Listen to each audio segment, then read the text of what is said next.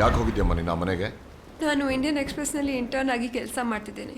ಹಾಗಾಗಿ ಒಂದು story ready ಮಾಡ್ತಿದ್ದೆ. ಏನು ಸ್ಟೋರಿ ಹೇಳ್ರಿ.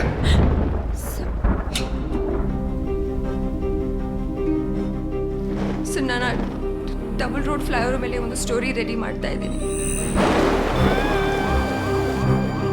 ಆ ಫ್ಲೈಓವರ್ ಮೇಲೆ ಸರ್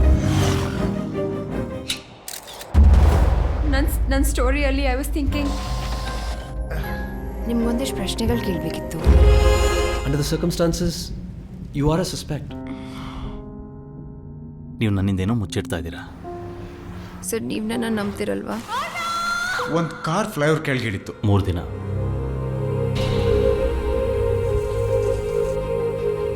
ಮೊದಲನೇ ದಿನ ಚೆನ್ನಾಗೇ ಇದ್ರಿ.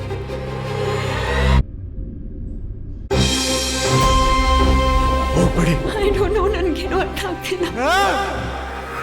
ಕೆಲವು ಪ್ರಶ್ನೆಗಳನ್ನು ಕೇಳಲೇಬಾರ್ದು. ಅವಾಗ ಉತ್ತರ ಸಿಗಲಿಲ್ಲ ಅಂತ ಗಿಲ್ಟೇ ಇರೋದು. ಏನಾದ್ರು ಕತೆ ಹೇಳೋಂಗಿರೋ ಸ್ವಲ್ಪ ನಂಬೋಂಗೆ ಹೇಳ್ಬೇಕ್ರೆ.